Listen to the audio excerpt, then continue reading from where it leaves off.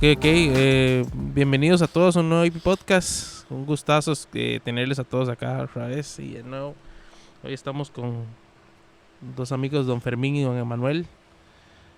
Muchísimas gracias por estar acá, ya son más o menos conocidos. Entonces, hoy venimos a responder varias preguntillas que nos han llegado y queremos obviamente intentar en este podcast evacuarlas y evacuar la mayoría de ellas, porque nos han llegado un montón. Gracias a todos por estarnos escribiendo, y yo sé que algunas preguntas vienen con ese sentido de aprender, a como otras, ¿verdad? Vienen con el sentido un poquillo de la rebabilla ahí de crear un poco de polémica, pero igual, gracias a todos, porque esto nos hace crecer a todos, ¿ok? No sé si quieren saludar, Fermín, Emanuel. Bendiciones, hermanos, hermanas, amigos que nos escuchan. Damos gracias al Señor en esta tarde y gracias también, Kevin, por darnos la oportunidad, y también a Emanuel, que está acá con nosotros. Y bueno, aquí estamos por la gracia y la misericordia de Dios, a ver en qué podemos ayudarles en esta tarde con estas preguntas. Incluso por aquí yo le decía a Kevin, traje un libro que en los años 80, más o menos, cuando el Señor, 90 por ahí, yo tenía muchas preguntas también, demasiadas preguntas. Entonces, eso está bien, es bueno tener muchas preguntas. Y yo por aquí yo había comprado un libro en ese entonces, se lo enseñaba acá a Emanuel y a Kevin, que se llama Respuestas a Preguntas Difíciles de la Biblia. Entonces, es normal, o sea, pregunten y claro que lo ideal es con el fin de aprender, de aprender, y de lo que podamos aprender a aplicarlo también. Exacto. Bueno, saludos a todos, soy Emanuel, muchas bendiciones, amigos, amigas, hermanos, hermanas. Aquí estoy con Kevin y mi hermano Fermín, un gustazo estar otra vez aquí desde Aposento Alto, una iglesia con cultura de reino de Dios. Amén, amén. Y es un placer ahí tratar de responder un poquito tal vez de lo que vamos aprendiendo, lo que Dios nos ha dado, poderlo impartir, que ese es el deber de toda persona que quiera enseñar la Escritura, darse para enseñar a los demás. Exacto. Y muchas gracias a ustedes, porque yo sé que son maestros de la Biblia, y dedicar este tiempo a contestarle a la gente. Vamos a ir con la primera pregunta, que es una pregunta muy vacilona. Yo, de hecho, desde la semana pasada se las había hecho. Y dice, el libro de Enoc era canónico, ¿por qué pasó a ser no canónico? O sea, ¿qué podemos responderle a esa persona? Ok, está bien, vamos a ver, como habíamos comentado, creo que la vez pasada, hay muchas cosas que no se han resuelto, ni por los comentaristas, ni por los teólogos, ni por estudiosos hoy en día, y hace muchos años también atrás que no se han dado una respuesta clara, porque no hay pruebas a veces contundentes como para poder ser bastante específicos y poder decir un sí de manera tajante y rotundo, como decir un no. Entonces, eso es importante tenerlo siempre presente ante muchas preguntas que hay y algunas dudas que a veces podrían, en este caso, aunque no es una pregunta prácticamente directa de la Escritura, pero es un tema que también ha tenido bastante dudas. Con respecto a esto, bueno, incluso no solamente el libro de Enoc estuvo un tiempo considerado, y podríamos decir más que todo por el judaísmo al principio. No solamente el libro de Enoc, incluso hay más libros. Hay uno, por ejemplo, que era considerado también antes en el canon. Y es bueno también tal vez explicar esto del canon. Sí, exacto. Canon, sería bueno como explicar de dónde salió esto. Bueno, en realidad el canon o la palabra viene del griego, o lo que nos da a entender la idea es de medir, son reglas, normas para medir y poder establecer un orden con respecto a qué libros se consideran inspirados y qué libros no se consideran inspirados. Pero como mencionaba, el término tiene que ver con eso, como establecer una norma fija, recta o correcta en base a ciertos criterios para poder decir este libro sí, este libro no. ¿Quién establecía esos criterios? Eso es importante, eso es una buena pregunta, porque incluso a veces nosotros aceptamos la inspiración de la Biblia, la Escritura. Bueno, Dios inspiró a los hombres determinado tiempo, aproximadamente dicen que fueron 1500 años, y fueron diferentes hombres de diferente cultura, diferentes posiciones, diferentes idiomas y todo, y fueron utilizados por el Señor. Pero creemos que Dios inspiró a algunos hombres, pero a veces nos cuesta pensar que Dios haya también guiado a aquellos que se encargaron de adicionar, de coleccionar o de estudiar, de armar el canon. Entonces, eso es un detalle importante, porque hay creyentes, por eso lo digo, que sí dicen es cierto, el Señor inspiró, pero ¿y por qué esto? ¿Y por qué lo otro? Bueno, el Señor también hay que tener la confianza de que guió a estas personas a actualizar, guió a estas personas también a revisar, guió a estas personas también para que se tenga, digamos, lo que hoy en día nosotros tenemos. Entonces, el canon es un conjunto, es el conjunto de libros considerados, inspirados por el Espíritu Santo. Sí hay una diferencia aquí entre la iglesia tradicional. La iglesia católica tiene 73 libros, ellos consideran 73 libros inspirados. Creo que son 47 en el Antiguo Testamento y 26 en el Nuevo Testamento, por ahí. Mientras que nosotros tenemos 66, consideramos 66. Hay unos que entonces ya nosotros los consideramos como libros apócrifos, que incluso el término precisamente tiene que ver algo como con oculto. Entonces, como decía, hay criterios que se utilizaron para poder medir y establecer qué libros pasaban por esos criterios, por esos puntos.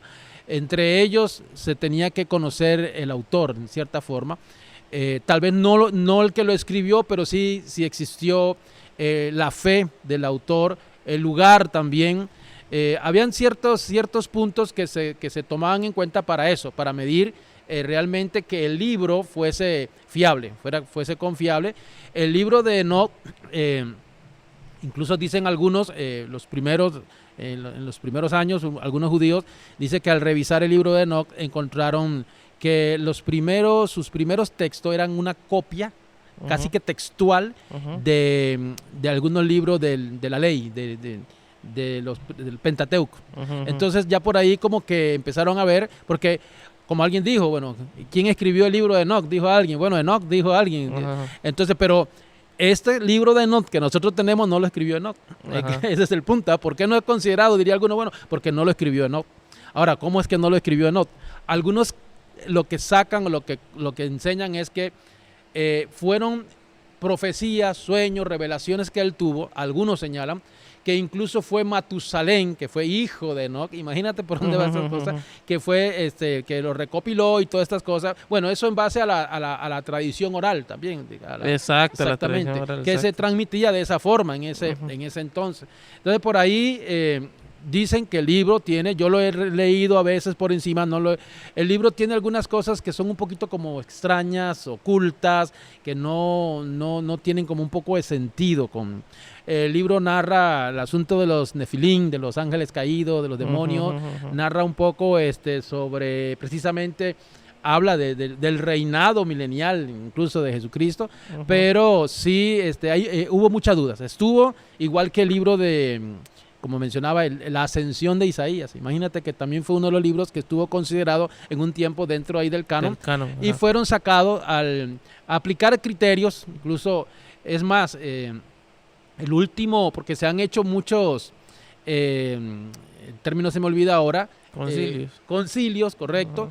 Y el último que se realizó prácticamente, creo que fue el de Trento, el concilio de Trento, 1500 y resto. Por allí fue donde se estableció, ya existía el canon, pero ahí fue donde fue como se hizo un filtro.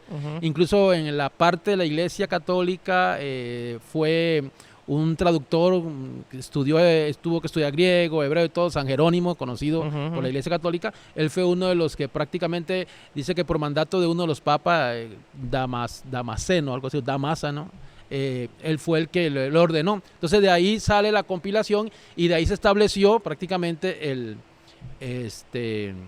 lo que es el canon en la iglesia católica, con 73 libros, y luego siempre con la discrepancia de la iglesia protestante, que es solo 66 libros. Entonces, ¿por qué se saca el libro de, bueno, igual, podríamos decir, ¿por qué se sacó el de la ascensión de Isaías? Y hay muchos más. ¿Por qué? Bueno, porque al medirlos, al revisarlos, y por eso yo diría por encima que Dios les guió y les dirigió, el libro no cumplía con las expectativas, ni con los criterios, ni con los requisitos que se necesitaban para poder entrar en el canon, o para que se mantuviese en el canon.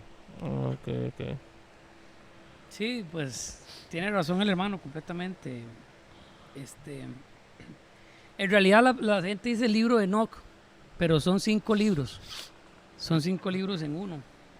El libro número 1 es el libro de los vigilantes, del capítulo 1 al 36, el libro de las parábolas de Enoc, del 37 al 71, el libro astronómico, del 72 al 82. Astronómico. Sí. El libro de las visiones de los sueños, del capítulo 83 al 90, y el último libro, la epístola de Enoc, del 91 al 108. ¿Por qué no fue incluido dentro del canon bíblico? Bueno, el canon bíblico, como mencionó el hermano, por así decirlo, protestante. Protestante porque católico tiene más libros. Nosotros tenemos 66 libros. Los católicos tienen 73, que son los libros apócrifos o deuterocanónicos. Por ejemplo, Macabeos, Primera de Macabeos, Segunda de Macabeos, Bel y el Dragón. La Iglesia Católica aceptó esos en el Concilio de Trento en 1546. Pero el libro de Enoc ya se hacían menciones por los antiguos rabinos. Y de hecho que quizás la persona pregunta porque encontró en Judas, que Judas hace una mención del libro de Enoc. Bueno, para un judío de los tiempos de Jesús y después de Cristo hasta el año 90, no era extraño tener roce con este tipo de literatura. Pero tenemos que tomar en cuenta algo. Vean que cuando él hace la mención de así dijo Enoc, él no dice la palabra escrito está, como decían los apóstoles. Escrito está, como que si fuera algo del Antiguo Testamento. Porque ya los padres de la iglesia, Eusebio de Cesarea, Tertuliano y los discípulos de los apóstoles, cuando digo padres de la iglesia me refiero a los que quedaron después de los apóstoles, después del año 90 que muere Juan, que recibe el libro Apocalipsis, quedan algunos, Policarpo, lo acabo de mencionar, Tertuliano, Eusebio de Cesarea. Ellos mencionaban que los libros que se utilizaban para entender la revelación del Evangelio y demás eran la Torá, el Pentateuco, que eran los 5 primeros libros de la Biblia, Génesis, Levítico, Deuteronomio, Éxodo, Números, los profetas menores, profetas mayores y los salmos, o lo que ellos llamaban salmos y proverbios y eclesiastés, lo llamaban como los libros de sabiduría sapiencial. Entonces ya ellos utilizaban esos libros. De hecho que encontramos muchas menciones por parte del apóstol Pablo y Pedro de lo que son los salmos, lo que son los proverbios, incluso el mismo Jesús en Lucas 24:44 dice que Jesús dice que él era el cumplimiento de todo lo que decía en la ley, que es el Pentateuco, en los profetas y en los salmos. O sea, él estaba haciendo un solo compendio de todo lo que era el Antiguo Testamento. Y cuando el libro de Enoc aparece es en esta mención de Judas. Judas no hace él no asegura que está escrito en el Antiguo Testamento porque los judíos utilizaban más que todo, como mencionó el hermano Fermín, en la tradición oral, lo que son los libros talmúdicos, ellos utilizaban menciones de otros libros fuera de lo que estaba ya en el Antiguo Testamento o la Torá y lo que acabamos de mencionar. Pero también Pablo lo hizo. De hecho que Pablo a los corintios les dice que así dijo un profeta a los cretenses y glotones todo el tiempo. Hace una mención cuando Pablo está en Atenas defendiendo su vida y Pablo abre la apologética, su defensa, porque eso es apología de una defensa por la vida, lo hace como lo hizo Sócrates 2 siglos antes. Él dice, varones atenienses, fue la misma frase que utilizó Sócrates cuando lo iban a enjuiciar, iba a morir. O sea, vean ustedes que los apóstoles tenían conocimiento de algunas cosas que no porque las hayan mencionado quiere decir que sean meramente inspiradas en la escritura, porque aquí cabe un término bastante controversial hasta el día de hoy, yo creo que más adelante también lo vamos a tocar, que es algo que se llama la gracia común. Existe la gracia especial y la gracia común. ¿Qué es la gracia especial? La gracia especial es todos aquello que los que son redimidos pueden experimentar una relación íntima con Dios, pero hay una gracia común en la cual Dios con todo el ser humano, haya creído en él o no haya creído en él, lo haya negado o no lo haya negado, le ha dado dones, le ha dado talento, le ha dado sabiduría, y estos libros expresan muchas veces sabiduría quizás no espiritual, pero sí para normar nuestra vida. Entonces, algunas cosas que se dicen del libro de Enoc, ¿por qué no se incluyó dentro del canon bíblico? Uno de los motivos es porque no está escrito en hebreo, está escrito en 5 idiomas diferentes. Cada libro tiene un idioma diferente. Entonces es muy sospechoso. De los 5 que se hicieron. De los 5 que se hicieron. Ok. Digamos, la gente habla del libro de Enoc como que si el libro de Enoc fuera uno solo. solo, Son exacto. 5 libros, un compendio. Y los 5 están en diferentes idiomas. Entonces es muy sospechoso. Ahora, ya los rabinos registran no que se utilizara antes de Moisés, de la Torá, sino que se comenzó a utilizar desde el tiempo que se encontraron los libros apócrifos. Primer libro de Macabeos, segundo libro de Macabeos, los que acabamos de mencionar, Sirá, bueno, un sinfín de libros que no fueron aprobados por los protestantes, pero sí por el segundo concilio de Trento en 1546 por la Iglesia Católica. Lo que el hermano Fermín decía es un argumento del por qué no se utiliza este libro como doctrinal y teológico para una revelación más amplia de lo que la Escritura dice para los protestantes, porque no se utiliza por el motivo de que contradice muchas cosas de la Biblia. Sí.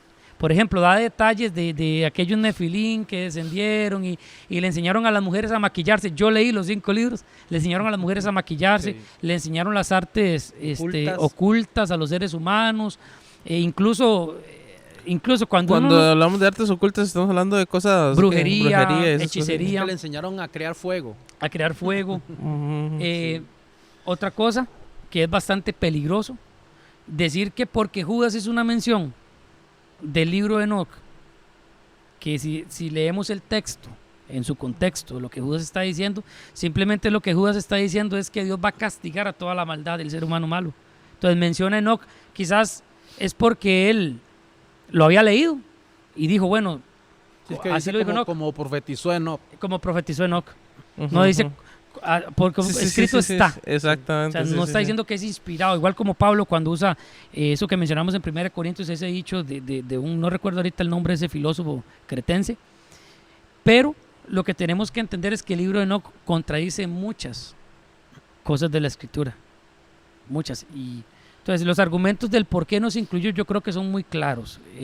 Sería muy fantasioso decir, por ejemplo, que por qué no incluimos el Evangelio de Pedro, Correcto. el Evangelio de Judas Iscariote, El Ujú. Apocalipsis de Pedro. el Apocalipsis de Pedro.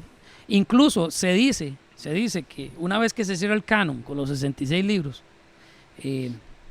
de la Biblia protestante, incluso hay escritos de padres de la iglesia, por ejemplo de Eusebio Cesarea, que dice que hay una tercera carta a los Corintios.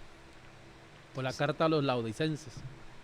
Entonces, Ajá, ajá, si esa ajá. carta apareciera, nosotros creemos firmemente en la inspiración de la Biblia hasta el punto también de que Dios en su providencia la guardó y así quedó establecida, y lo que nosotros tenemos hoy es lo que nos sirve y lo que nos va a servir para ser salvos y caminar en integridad delante de Dios. Entonces no hay necesidad de otro libro que venga y especifique como el de Enoc, cosas que bueno, yo comencé a leerlo y cuando Ujú. viene la parte de astronomía y que Sí, él fue al sí, sí, sí. cielo y que vio donde terminan las estrellas y caen en un vacío, o sea, esas son cosas que ya sinceramente, ¿para qué yo quiero saber eso? No Sí, sí, no tiene tengo sentido. necesidad. Que edifican. ¿Y en qué edifica? Exactamente. ¿Qué me edifica a mí saber que unos ángeles malos que se llamaban, y hasta mencionan los nombres de los ángeles caídos?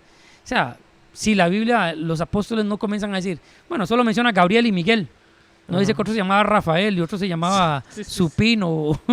Entonces, el libro de Enoc no se puede tomar dentro del canon. Doy 3 argumentos del por qué, en resumen, no se tomó. Uno, porque está escrito en diferentes idiomas, no está escrito en hebreo antiguo, entonces no data de antes de los tiempos de Moisés. 2, porque data, sea su fecha de haberse escrito En el es desde primer los siglo, tiempos de los... En el primer siglo Sí, dice que aparece. Entonces de los libros no apócrifos. exactamente como la gente cree, si es de Enoc que no lo escribió, ¿no? No. Exacto, sí, sí. Y sí, número sí. 3, porque contradice muchas cosas. Ahora, surgirá la pregunta de por qué Judas lo utilizó. Bueno, lo resumo otra vez. Simplemente Pablo también utilizó algunas cosas que quizás alguien dijo y parecían para el sentido común racionales.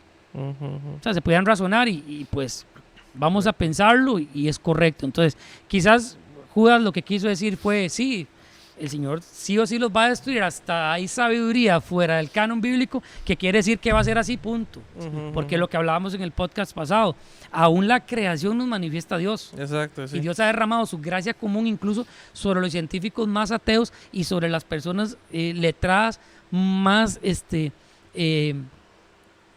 opuestas a Dios. Pero Dios les ha dado sabiduría. E incluso si nos pusiéramos a hablar acá, no terminaríamos de por ejemplo, cómo Dios le da sabiduría a Hawkins, que no es cristiano. Y pues ya eso es algo que recae en la soberanía de Dios. ¿Y eso ha bendecido a cristiano y no cristiano? Claro que sí, nos ha dado conocimiento más del universo. Pero es lo que dice el texto de Efesios, que subiendo Cristo llevó cautiva la cautividad y dio dones a los hombres. O sea, los dones que se dan a los hombres son regalos de Dios, inteligencia, sabiduría. Entonces, que un apóstol haya citado que en el libro de Enoch, o Enoch profetizó, no quiere decir que necesariamente tenga que ser inspirado. Exacto. Porque no. Es como que... O sea, es una simple mención. Sí, es que igual en el Antiguo Testamento se hace menciones. Ahí, Es por ejemplo, correcto. hablan de la crónica del profeta, ya se me olvidó el nombre, el que habla de David también, habla de Samuel, Gad. creo que es de Gad. Gad, cierto. También hay otro más, mencionan crónicas que no, o sea, no tenemos, que no necesariamente significa que hay que buscarla porque están inspiradas, porque no. Sí. Tenemos lo que Dios permitió que hoy podamos tener y que podamos Ok, estudiar. en el caso, bueno, esto sí es una pregunta personal.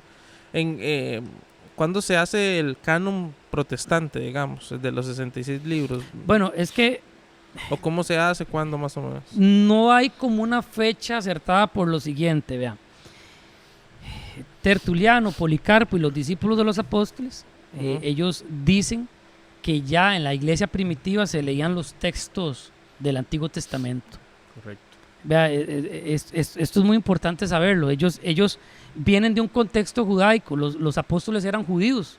Ellos conocían el Pentateuco porque Exacto. en los 3 años incluso que Jesús les habló, cuando Jesús resucita, uno lo lee en Lucas 24, Jesús les dice a ellos que era necesario que todo lo que estaba escrito en los profetas, en la Torá, que es los 5 primeros libros de la Biblia, así lo conocen los judíos, y en los salmos, que abarca todos los poéticos, porque si hacemos un análisis, el proverbio, el tipo de narrativa que se utiliza para proverbios, para Eclesiastés y para salmos es muy parecido. Sí, es parecido. Es muy parecido. Solamente que la diferencia es que los salmos se cantaban, Ujú.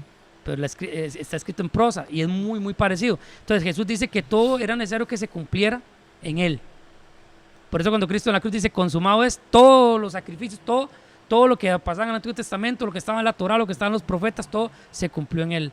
Entonces ya la iglesia primitiva utilizaba eso. Ahora, el hermano mencionó a Jerónimo, y cuando ellos comenzaron a traducir, los eruditos católicos, entre comillas católicos romanos, porque también tenemos que entender que ellos no eran católicos romanos como nosotros conocemos que eran católicos de la Santa Sede del Papa. Sí, exacto, No. exacto. Sí. El Concilio de Niceno, cuando está siendo atacada la deidad de Cristo en el año 340, entre 340 y 360, cuando está siendo atacada la deidad de Cristo, está siendo atacado que Cristo no es Dios, que Cristo, los gnósticos comenzaron, los socinianos, a atacar de que Cristo era solamente como un fantasma, que Logos no podía tener contacto con lo terrenal, etcétera. Hacen el concilio niceno, se reúnen todos y comienzan a definir el primer credo, pero se basan en un antiguo credo que se llama el credo de los apóstoles. Se decía que ya los apóstoles ya creían que creemos en un Dios Padre, en su Hijo, Dios hecho carne, y el Espíritu Santo, dador de vida. Entonces, ya ellos tenían ciertos fundamentos, ¿verdad? Entonces, después de eso, que ellos se reúnen, toma el poder Constantino, el emperador Constantino. Entonces, ahí es donde nace la religión católica romana. Correcto. Ujú, ujú. Pero en sí, cuando el Concilio Niceno dice, creemos en la Iglesia católica. Ujú.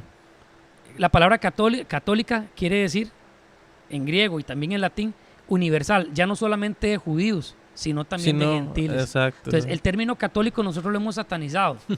pero el término católico es una iglesia que está Universal. alrededor del mundo. Es Exacto. el cuerpo místico de Cristo. Cuando digo místico no es Sí, sí, místico, sí, ¿verdad? De brujería, no, místico, sino es que no se ve, Exacto. pero que lo componen gente, toda lengua, tribu y nación, como estaba profetizado en el Antiguo Testamento. Entonces, cuando Jerónimo traduce la Biblia, que es la famosa Vulgata, Ajá, la Vulgata. traduce al latín, el trabajo que él testifica es que él utilizó los libros del Antiguo Testamento, los que acabamos de mencionar, Ajá. los 39. Ajá, ajá. Los podría mencionar todos así, Sí, pero no, bueno, no, pero- Pentateuco, profetas mayores, profetas menores y los libros de sabiduría. Solo esos él utilizó, Ajá. no utilizó otros. ¿Cómo se incluyeron las cartas? Ya las cartas por testimonios históricos. Bueno, hay un detalle. Flavio Josefo, que fue un erudito e historiador judío, él testifica que los rabinos en la antigüedad, y también no dice los tiempos de Jesús, pero habla sobre esas fechas, utilizaban esos libros que acabamos de hablar de la Torá. Esos eran los libros que ellos utilizaban para todas las referencias que tenían. Que los saduceos y otras sectas judías no aceptaban algunos y no solo la Torá, es otro asunto de otra conversación, pero se utilizaban esos 39 libros. Ujú. Ya da testimonio los padres de la iglesia que del año 100 al año 250, estas cartas, las cartas de tesalonicenses, corintios, hay un texto que se llama la Didaje. La Didaje, es bueno que todo el mundo lo lea, porque si es inspirada, no contradice nada. Ujú. No la metieron dentro del canon bíblico, pero era como una carta, si bien recuerdo la escribió Policarpo, Ujú. cómo se debía de probar a los que se decían ser apóstoles. Ujú. ¿Cómo se probaban? ¿Cómo se probaba el ¿Cómo se verdadero llama para que hombre de Dios? gente lo La apunte? Didaje. Ok, ok. Entonces, se la pueden leer con toda tranquilidad, no les va a contradecir nada el Nuevo Testamento. Entonces, Ujú. ¿qué fue lo que pasó? Que se testifica por los padres de la iglesia que estas cartas ya rondaban en todas las iglesias que habían hasta el momento. Ya, digamos. Sí, sí, Sí. sí, sí, Incluso cuando usted lee Apocalipsis, que es una de las cosas que más adelante vamos a tomar en un podcast, las personas leen Apocalipsis aislando la carta a las 7 iglesias y aíslan los demás textos. Y recuerden sí. que Apocalipsis es una carta específica para cada iglesia, desde el capítulo 2 al capítulo 3 finalizando, y toda la revelación es para todas las iglesias en sí. Entonces, muchas cosas que estaban pasando ellos era como la esperanza de que ellos se les iba a guardar Ajá, ajá. que cuando Cristo viniera ellos tenían que mantenerse firmes, Ujú. fieles. Pero esto nos da testimonio que ya habían cartas que andaban rondando en toda la iglesia. Entonces, ¿cuándo se hace el canon? Bueno, hay diferentes criterios, pero en sí no hay una fecha, No hay como una fecha. sino que siempre se comenzó a utilizar. Se dice que Jerónimo, él fue el que utilizó también esas 27 cartas del Nuevo Testamento, las que ellos tenían recopiladas. Desde el año 90 que muere Juan, siguieron rondando las cartas, Ajá, ajá. las transcribían a griego y entonces comenzaban a robar por las iglesias. Pero ya habían escritos del Antiguo Testamento ya, bueno, de siglos de atrás. Entonces ya la iglesia primitiva ya tenía contacto con las cartas y contacto con el Antiguo Testamento. Sí, entonces ya en el Concilio de Trento, como menciona el hermano, en el año 1546 es cuando ya viene la Iglesia Católica, se reúne en el segundo Concilio de Trento y dice, no, estos son los libros, y pusieron 73, pusieron los Sí, ahí se cerró prácticamente. Ahí se cerró prácticamente. Se han hecho otros concilios más, pero se ha mantenido. Se ha mantenido O correcto. sea, no se ha cambiado. No se ha cambiado, se ha mantenido. Ahora, ya entrar en detalles, como por ejemplo, cuando Constantino toma el poder y Constantino dice que él vio una señal en el cielo que le dice que por esa cruz él va a vencer. Entonces, lo que Constantino hizo simplemente fue agarrar la religión protestante o evangélica o católica, como lo acabamos de explicar, de ese tiempo, que era perseguida. Ujú. Ya no era perseguida, sino que más bien comenzó a perseguir a aquel que no se hiciera cristiano católico. Ok, ok. Correcto. Todo el Y que eso- practicara otra religión, más Exacto. bien. Y ahí es donde empiezan las atrocidades de... Ahí es donde comienzan las atrocidades, que llegamos hasta el siglo XV y XVI, Ujú. cuando viene la Reforma, que ese también es otro podcast que Sí, debemos sí, de sí, tomar, sí. porque Sí, sí. aviva la fe de muchos de cómo en medio de tanto oscurantismo, Exacto, exacto. Dios comenzó a levantar lumbreras. Pero también hay que recalcar algo. Siempre hubo personas que tuvieron contacto desde el siglo I, desde que Cristo asciende, hasta el siglo XV, siempre hubieron personas que tuvieron contacto con los escritos bíblicos. Sí, que mantuvieron la Exacto, línea. que sí. mantuvieron la línea... Porque muchas veces nosotros Ajá. tal vez escuchamos de un Lutero, pero antes de ello no son muy famosos ni Sí. muy conocidos, pero huvieron Pero hubieron Zwingli gente. o John un Wycliffe. Juan Hus Exacto. John también, Hus, o sea, ajá, que fue de Escocia. Ajá. increíble, o sea, dieron también su vida por considerados herejes también. Correcto. Sí, Ahora, exacto. en esos libros, ellos no aceptaban esos libros apócrifos.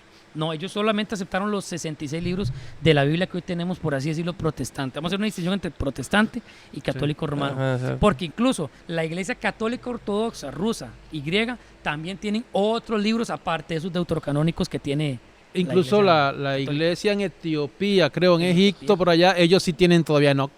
Ellos tienen el libro de Enoch. Sí, todavía al día de hoy. Para ellos sí. Pero el Ok, problema es ok. que incluso teólogos etíopes, ¿verdad? De la doctrina católica etíope, no lo aprobaron muchas veces por este tema que está escrito en 5 lenguajes diferentes. Sí, sí, sí. Ellos son religiosos, pero no son tontos, porque ellos saben que no es posible que, por ejemplo, Es una cuestión de sentido común. exactamente, esté escrito en asirio, esté escrito en etíope, en otros idiomas, digan, no, es que estos fueron escritos antes de Moisés, porque si es de Enoch, era antes de Moisés. Entonces, Exacto. esas son las contradicciones del por qué los reformadores y los primeros cristianos no aceptaron esos libros apócrifos. Ok, no ok, los aceptan. Ok, excelente, excelente. Creo que la persona que no le queda más Sí, o menos claro. No, incluso precisamente también eso de que algunos judíos señalaron que encontraron muchas copias muy textual de algunas Sí, asuntos de la ley. del Pentateuco. Que incluso, por ejemplo, el libro de Job, Job, que es un libro que la gente tal vez no, Ajá. pero se cree que Job fue escrito antes de la ley. Antes de la Sí. ley, Sí. imagínate. Sí, porque No incluso hay habla- mención de la ley. Incluso habla, en Job 38, habla de cosas desde antes de la creación. Cuando Dios Sí. estaba creando los ángeles de Dios, exacto, se exacto. regocijaban. Dice Job 38, 6 o 8, creo que. Exacto. Ahí nos disculpan si no decimos el texto, texto sí, sí, exacto, sí. porque es muy difícil guardar tanta información, Sí, pero, sí, sí. pero Enoch, perdón, Job. Job es un libro que se cree que es más antiguo Sí, que el de Moisés. correcto. Habla de Leviatán. Sí, Exacto, habla de el Behemoth. Leviatán. El Ajá, Behemoth. exactamente. Entonces habla de muchas cosas, pero ¿qué es lo principal? ¿Cómo yo entiendo que un libro es inspirado por Dios? Bueno, la vida de Job. Eso. ¿Cómo Job no negó a Dios? Vea, yo siempre he dicho, y tal vez el amigo que nos preguntó esto le entre la curiosidad por estudiar la Biblia, y esto yo lo decía a la iglesia predicando hace como 2 meses. Iglesia, si ellos no tenían todo el canon de los 66 libros y eran Y fieles a sí, Dios, y eran amaban a fieles. Dios Sí, sí, y sí. conocían a Dios, ahora imagínense nosotros que lo tenemos todo. O sea, todo. porque dice Pedro en la primera epístola, dice que los ángeles anhelan ver estas cosas y Sí. que los eruditos, los profetas desearon, indagaron diligentemente en qué tiempo habría aparecer la persona de Cristo, la revelación de Dios completa, el consumado, el tetelestai de Dios en griego, Ujú. y dice que no pudieron, pero a nosotros, es como aquella vez cuando Jesús estaba ahí y suspira y dice, te alabo Padre porque escondiste esta cosa de los sabios y los entendidos y se lo enseñaste a los niños. Ahora imagínese usted y yo que tenemos 66 libros, ¿cómo podemos nosotros, si comenzamos a estudiar, conocer más a Dios que incluso David, que Ujú. incluso Abraham? Claro. Ujú, ujú, ujú. Es que la revelación ha sido progresiva. Exacto. En Hebreos capítulo 1 dice Ajá. Dios habiendo hablado de muchas formas, no viene a Exacto. hablar. Entonces, todavía hablando en esa época el escritor de Hebreo, ¿ah? Exacto. Y todavía hoy en día, o sea, no es que haya revelación nueva, pero que la revelación de Dios ha sido paso a paso, porque imagínate que a Abraham le hubiera sido revelado todo. Exacto, sí, sí, sí. No podría. exactamente. ¿No? Podría con Exacto. todo. Incluso cuando, y esta es una recomendación que yo le doy a los escuchas, cuando usted tenga una duda del por qué un libro de la Biblia o algo que tenga que ver con doctrina y canon bíblico, tiene que buscar historia de la iglesia, Sí. porque esta es una Pero- rama que hemos dejado. Pero de hecho que sí, definitivamente hay que hacer un podcast de eso, Sí. o sea, explicando y como le digo a la gente, vamos a cambiar el formato muy pronto, de hecho. Vamos a incorporar el video para los que se quejan que no hay video. Incluso en los seminarios teológicos se da Ajá. mucho teología bíblica, teología sistemática, Exacto. pero teología histórica muchas personas lo han dejado de lado porque ahí entran las confesiones de fe, los concilios. Obviamente los concilios católicos se dejan afuera porque del año 400 en adelante los concilios poco a poco comenzaron a perder la esencia del cristianismo histórico. Entonces yo muchas veces tuve dudas. Yo recuerdo que antes yo decía, bueno, pero entonces ¿qué creyeron los discípulos de los apóstoles referente al tema de la ascensión de Cristo? Exacto, y todo es que por eso le digo, estudiar la iglesia del siglo I, o sea, cómo eso se Y hay fue. material. Yo le Exacto, hay recomiendo bastante. que yo busque lo- a William Cunningham. William Cunningham tiene, ayer por cierto terminé un libro de teología histórica, gruesísimo, duré como 4 meses, Ujú. pero es un libro que te da una apertura a entender, por ejemplo, qué creyó Eusebio de Cesarea, que fue un discípulo de Policarpo, y Policarpo hecho, fue discípulo Yo estaba de Juan. viendo varias, Juan. no tanto, bueno, porque yo a mí leer, la verdad, no me gusta mucho. Pero sí he estado viendo mucha investigación, he estado leyendo muchos investigadores y científicos, historiadores, más que todo. Que usted sabe que la historia es una ciencia, se le llama, no es una ciencia dura, sino que es blanda. El blanco. Exacto. Entonces, viendo cómo ellos ven desde el punto de vista histórico la iglesia del siglo I, del siglo II, hay unas cosas de locos. Pero de locos. Yo les recomiendo wow. también a un español historiador, teólogo que se llama César Vidal. Ese Él tiene que ver mucho con el tema geopolítica, Ajá. cultura, pero en teología histórica él está muy empapado. Sí, De hecho, sí, que yo lo he escuchado. ayer estaba escuchando, y esto es un podcast que podríamos algún día hacer, que va a bendecir a muchos, que es la influencia de la reforma a nivel político, educativo y social. En todo el mundo, le guste a quien no le guste. Ujú, La reforma tuvo una influencia incluso en la educación. ujú, ujú. Exactamente. Entonces, César Vidal, cuando usted quiera saber algo, por ejemplo, de la parte histórica de la iglesia, busque a César Vidal, también Chuy Olivares. Chuy Olivares tiene una serie que se llama La historia de la iglesia, que es desde el siglo I hasta la Reforma, y lamentablemente hasta el día de hoy, porque él habla las barbaridades de cómo lo que nosotros creemos no se compara con lo que creía la iglesia del siglo I, no porque no tengamos el mismo credo ni la misma palabra, sino porque muchas veces lo negamos con nuestras Exacto. actitudes. Hemos mutado ahí Mutado. bastante. También por lo menos es importante señalar que hay algunas personas que dicen es que no hombre, tanta cosa que leer y tanto que ver, entonces y algunos dicen es que no lo entiendo, pero no, Ajá, ajá. hay que hacerlo poco a poco. Exacto. Hay que sí, sí. procurar leer, aunque no lo entienda, vaya poco a poco, léase todo esto de la historia, léase lo que el hermano está recomendando, porque es importante. Exacto. Y es que no me queda nada, es que no, pero hágalo. Sí, sí, Siempre, sí, hágalo, sí, hágalo. Claro que no estamos diciendo que deje a un lado la palabra. Sí, No, sí, no, sí, no, no. sí, sí, Tiene sí. que estudiar la Sí, palabra, sí, lea sí, la sí. palabra, escudriña la escritura, pero también es importante Vaya un poco de complementando, historia, un poco de complementando, geografía, un exacto. poco de todo esto es necesario para Uno de ir. los predicadores más influyentes del protestantismo inglés de Inglaterra fue Charles Spurgeon. Ujú. Spurgeon tiene una frase que a mí me impactó, nunca la había leído, no hace mucho la leí, que dice: visita muchos libros, pero principalmente la Biblia. O sea, lea mucho, lea todo lo que usted pueda, pero principalmente la Biblia. Y lo dice una persona que leyó, cuando se encontró la biblioteca de Spurgeon, cuando murió, tenía 12,000 libros. Spurgeon leía 7 libros a la semana. La elocuencia de su predicación y todo lo que, como manejó el ministerio, cuando usted lee la biografía de Spurgeon, uno se asusta, fue porque él era muy lector, pero él decía siempre, pero visita la Biblia, Sí, la sobre Biblia, todo sí. la Biblia. Amén, amén, así sí. Vamos con la siguiente pregunta, que es, vamos a Deuteronomio 34:5, que es una de las preguntas que más vienen y que más yo he escuchado también, además de la pregunta de ¿dónde se van los cristianos que nunca escuchan del Evangelio? ¿Verdad? Digo, las personas que nunca escuchan del Evangelio, pero esa es una pregunta. La pregunta es, Moisés fue el supuesto, dicen entre comillas, ¿verdad? Obviamente, el Ujú. supuesto autor del libro de Deuteronomio. ¿Qué quiere decir? Bueno, si leemos Deuteronomio 34:5, donde se narra prácticamente la muerte de Moisés, entonces la pregunta es, entonces, ¿quién escribió el libro, verdad? Eso es lo que se conoce el obituario de Moisés, cuando ya Ujú. Moisés Ujú. muere. Exacto. Bueno, primero que todo, yo le contesto con una pregunta. Todos conocemos al famoso, voy a decirlo, pronunciarlo normal, Ujú. Tolkien, que fue el escritor de El Señor de los Anillos. Ujú.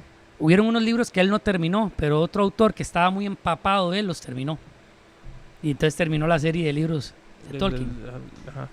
Entonces la pregunta es, ¿con qué autoridad esa persona terminó? Para esa persona poder haberlo hecho, tuvo que investigar y estar cerca de Tolkien. Y de hecho que fue así. Ujú. Quizás no estuvo cerca físicamente, pero estuvo cerca en sus escritos. Ahora, Ujú. ¿por qué digo esto? Porque hay más textos que nos dice que Moisés fue el que escribió el Pentateuco. Vea, voy a mencionarle Deuteronomio 4:14, Primera Reyes 2:3, 8:9, Segundo Libro de Reyes 14:6, Esdras 7:6, Nehemías 1:7, Salmo 103, versículo 7, etcétera, etcétera. Podría mencionarle 20 más que dicen que Moisés escribió este libro, Ujú. Deuteronomio. Y digo libro porque es que antes el Pentateuco, los Sí, sí, primeros sí, 5 sí. de la Biblia eran un libro. Sí, era uno solo. Era un compendio. Exactamente. Ujú. Ok, pero ha surgido la duda de quién fue el que escribió entonces cuando Moisés estaba muriendo. Exacto. Bueno, hay varias Hipótesis. hipótesis. La primera es que fue Josué, que es la que yo más comparto. Ujú. Josué, que era la mano derecha y que quedó legislando Israel después de que Moisés muere. ¿Por qué? Ujú. Porque cuando Moisés iba al monte, el que estaba a las faldas del monte era Josué. O sea, era el que estaba más Él el que cerca estaba de él. ahí. Exacto. Él el que estaba ahí cerca. Ahora, cuando Dios le dice que tiene que meditar en esa ley, en Josué capítulo 1, le dice que meditan esta ley de día y de noche. Bueno, él no podía meditar lo que no conocía, o sea, él estaba cerca de Moisés y de los escritos de Moisés él los conocía, no por algo, o sea, no por nada, perdón, Dios elige a Josué, porque Josué estaba cerca de Moisés. Entonces yo creo que también aquí cabe recalcar algo, el hecho de que sea Josué el que lo haya escrito, o no sea Josué o sea alguien más, no le quita la veracidad a la Biblia, de que es inspirada. Se dice también que fue Esdras, porque en algunos testimonios de los rabinos de el siglo I y antes decían que en los libros de Macabeos dicen que Esdras tenía una biblioteca de los escritos antiguos de Moisés, entonces Esdras conocía toda la forma de escritura de Moisés. Recordemos que Moisés no era cualquier persona que estaba escribiendo. Bueno, humanamente hablando, Moisés fue instruido, fue letrado, porque él creció en Egipto y era hijo adoptivo de la hija del faraón. Exacto. Y los príncipes egipcios los educaban en arte, en música, en escritura, idiomas y demás. O sea, Moisés no era, como decimos los ticos, cualquier patas vueltas, ¿verdad? No. Él sabía lo que estaba haciendo. Esdras era un escriba que transcribía la Biblia generación a generación, o la Torá. Y entonces dice ese testimonio de Macabeos y esos rabinos del primer siglo que puede haber sido Esdras. Dicen que también pudo haber sido Samuel. Dicen que pudo haber sido también Eleazar, el hijo de Aarón, que Aarón era hermano de Moisés, el sumo sacerdote, y Eleazar fue el que tomó el lugar cuando Aarón murió. Entonces dicen que pudo ser Eleazar, porque Eleazar... Entonces, para que la persona más o menos le quede claro, entonces, de alguna otra forma, alguien más tuvo que haber terminado. No, es el compendio, digamos. No hablemos de Deuteronomio como tal, el compendio como tal. No, entonces, pero hay varias hipótesis en torno a eso. Correcto, entonces no, o sea, no afecta nada. No afecta en nada a la revelación. Exactamente, a la revelación, porque si vemos, bueno, Deuteronomio es un libro que los cristianos tenemos que leer. No porque nosotros creamos que tenemos que vivir bajo las obras de la ley para ser salvos, pero una vez que el cristiano es salvo, tiene que tener una conducta de vida correcta. Por ejemplo, en Deuteronomio se nos habla cómo tenemos que tratar a los que trabajan para nosotros, cómo tienen que ser los casos de inmoralidad resueltos. Ahora, hay un paréntesis aquí. No quiere decir que Deuteronomio sea que la iglesia tiene que vivirlo, ¿verdad? A rajatabla el decálogo, porque hay muchos temas sobre el sabbat, el sábado, ¿verdad? Como en resumen, Cristo resucita el domingo y la iglesia primitiva siempre celebró el domingo, compuesta por judíos y compuesta también por gentiles, celebraban el domingo como el día del Señor.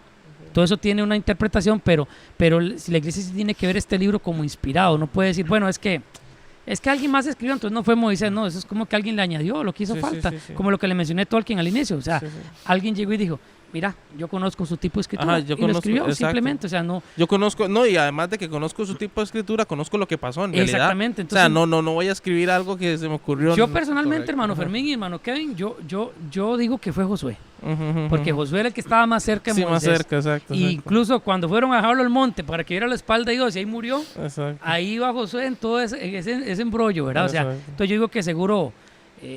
pienso que tal vez es que es lo más lógico, digamos. Otros dicen que como Moisés era profeta, él también vaticinó su muerte, entonces lo primero lo testificó como él iba a morir. Lo creo también porque el Espíritu Santo inspira y puede ser. Y puede ser también, ¿verdad? Pero creo más factible que fue Josué. Sí, por ahí era donde iba, ya el hermano me robó la última parte, que... entre los comentaristas y todos esos estudiosos no hay un consenso igual. No hay un consenso, no se puede asegurar. Sin embargo, esa es una de las cosas, por ejemplo, la pregunta tiene un sentido ahí cuando dice que...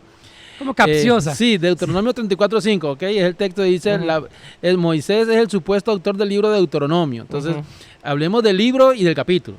Del relato del usuario. Entonces estamos hablando de que varios pasajes en la escritura nos muestran y atribuyen la ley a Moisés, el Pentateuco a Moisés.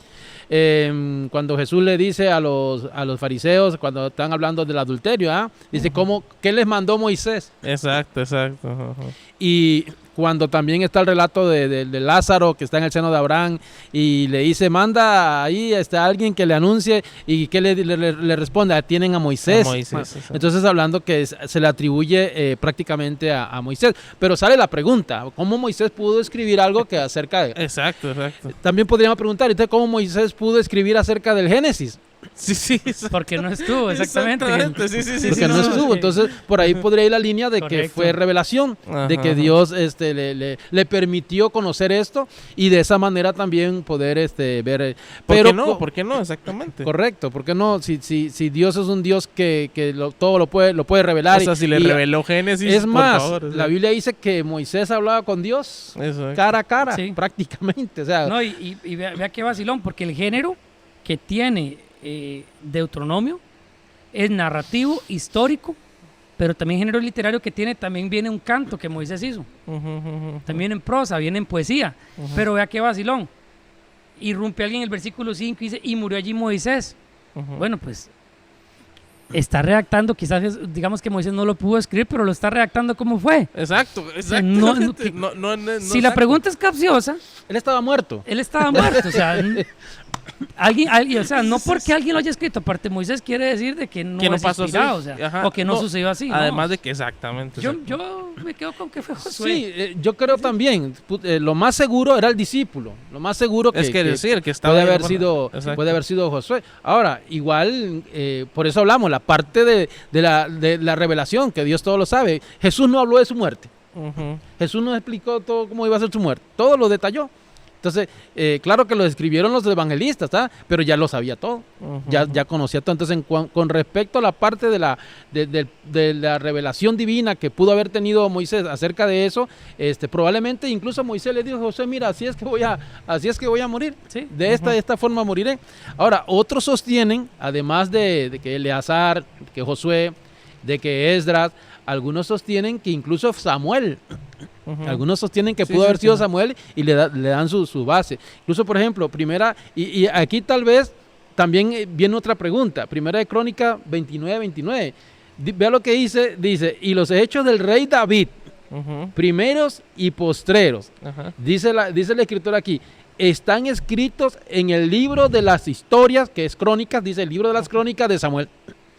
¿Cómo Samuel pudo escribir de David si ya Samuel estaba muerto? Correcto. Exactamente. Entonces entra la misma línea que pudo haber tenido esa revelación. Incluso aquí menciona, que era lo que hablábamos ahora también, menciona el libro de las crónicas del profeta Natán. Sí. Y no tenemos nosotros un libro del profeta Natán. Entonces no significa que por eso vamos a preocuparnos, porque lo que Natán dice allí, tal vez él sí está hablando de cuándo es el rapto. No, y de hecho que cuando la Biblia dice para ver bien el versículo, porque es bueno que lo corroboren, en 2 Timoteo 3:16, que toda la escritura es inspirada por Dios, Dios utilizó hombres. O sea, si en ese momento le dio la palabra profética a Moisés de cómo iba a morir, sí, exacto, vemos que en Deuteronomio 4:2 él le dice a Israel, no le van a añadir nada a este libro de la ley. Es que cuando hablamos del libro de la ley, la gente visualiza el decálogo, los 10 mandamientos. No, el libro de la ley es desde Génesis hasta Números, Levítico, Deuteronomio y demás, los 5 primeros libros de la Biblia. Eso es lo que los rabinos conocen como el libro de la ley. Entonces, Moisés en Deuteronomio 4 le dice al pueblo, no van a añadir palabras a eso, nada. O sea, como decir, vamos a ver. Sí, vamos a ponerle aquí. No, o sea, entonces, yo creo que es como Moisés haciendo la advertencia, el que va a terminar con mi obituario no puede agregarle más, porque no solo leamos el 5, leamos hasta el 12, habla cómo Moisés sacó a Israel de Egipto, cómo no hubo un profeta como Moisés en Israel que con tantas señales y maravillas, o sea, la persona que escribió esto sabía lo que Moisés había hecho, no pudo haber sido que a alguien se le ocurrió. En el siglo I de la iglesia, vamos a escribir aquí, porque dice que recuerden, vean, tenemos que entender algo, recuerden que no es lo mismo hoy en día que tenemos 66 libros, tenemos internet, tenemos Google, tenemos un montón de opciones para investigar, a los tiempos que estamos hablando de la iglesia del primer siglo y antes. O sea, lo que habían eran rollos que estaban en las sinagogas, no todos tenían acceso a ellos. A eso, exacto. Ellos escuchaban, por eso se llama la ley oral, la tradición oral. La tradición oral. Ellos escuchaban. Entonces, no podemos tampoco decir, alguien lo añadió porque ¿de qué conocimiento iba a saber de todo lo que, si era impío, no era ni cristiano, ¿Qué conocimiento iba a tener todo lo que Moisés hizo? Sí, sí, exacto. Entonces, exacto, Correcto. Ok. Sí, ahora, también, digamos, esta parte, bueno, ¿en qué nos puede beneficiar si sabemos si lo escribió él? Ujú, ¿O en qué nos puede afectar si no sabemos si Sí, fue sí, o sí. no fue él? Entonces, es En lo realidad, que... en realidad la pregunta, por eso yo no, o sea, no le veo como que nos aporte algo de verdad la discusión eclesiástica que podamos tener hoy en día, pero igual, bueno, ya que lo preguntaron, igual más o menos crear Correcto, sí. un para- abanico de opciones para que la Sí. persona sepa. Sí, sea que lo vea por la parte que Exacto. Dios le reveló o que precisamente su discípulo Exacto. Josué es el que tiene más probabilidades de haberlo De haberlo terminado. terminado. Escrito.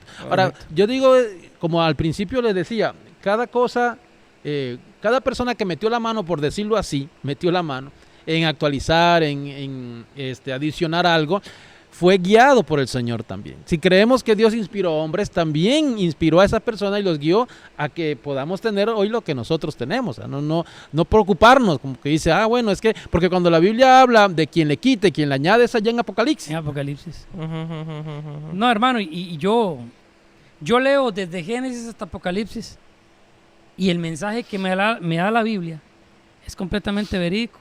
Es un Ujú. solo mensaje, la persona de Cristo, Ujú, ujú. el Señor, la redención de Dios Padre a través de Cristo Jesús a la humanidad, porque en otro podcast vamos a ver cómo Moisés habló de Cristo, cómo Dios mismo le predicó el Evangelio a Israel, que en Romanos 10 Pablo lo explica. Ujú. Entonces, digamos que si haya sido Moisés o no haya sido Moisés el que escribió el obituario de él, Sí, sí. a mí no me choca en el mensaje de la Biblia, Exacto, porque sí, sí, sí. No. más bien me da más esperanza que hubo una persona que estaba ahí a la par de Moisés, inspirada, y me da esperanza en creer en un Dios tan poderoso que inspiró a esa persona para que terminara de escribir el libro, y que Dios así es providente. Dios dice, bueno, Moisés no va a terminar la carrera, pero alguien le va a escribir cómo él murió. Exacto, exacto. Entonces, las palabras que dice al final son muy lindas de cómo no hubo otro profeta como Moisés. Quiere decir que esa persona que escribió esto supo lo que Moisés hizo y también honraba a Moisés. Exacto. Porque decía, no hay otro. Es como llega mi hermano Fermín. Yo no he escuchado a un predicador como Como un Fermín. Fermín, increíble. Fermín, Dios lo Sí, usa, sí, gloria a Dios, sí, porque sí, Dios sí. lo usa. Entonces usted dice, hijo, qué Sí, sí, aprecio sí. le tiene, ¿verdad? Y usted lee el Exacto. texto como dice que Sí, sí. en el versículo 9 también dice que Josué fue lleno del espíritu de sabiduría porque Moisés había puesto su mano sobre él. Sí, sí, entonces. Quizás sí, él sí. está relatando, "Ey, Moisés oró por mí y la Exacto. sabiduría que él tenía ahora vino a mí". Entonces, Exacto. Sí, sí, bueno, sí. Correcto. Sí, y hay otros detalles ahí también. Por ejemplo, algunos creen que Moisés no murió. Ujú, Esa es ya ujú. otra sí, cosa. sí, ¿ah? sí. Sí, sí, Sí, ya. porque encontramos luego en la transfiguración a Moisés y a Elías. Ajá, ajá, ajá. La Biblia habla que Elías fue llevado a... Ajá, y- ajá. y entonces, Moisés, entonces muchos lo así. uno diría, entonces Moisés resucitó. Sí, no, los mormones, ellos dicen que no murió. Por eso también allá hablan Sí. del cuerpo que peleaban al final, creo que en Judas, o en Segunda de Pedro. Entonces algunos señalan que no.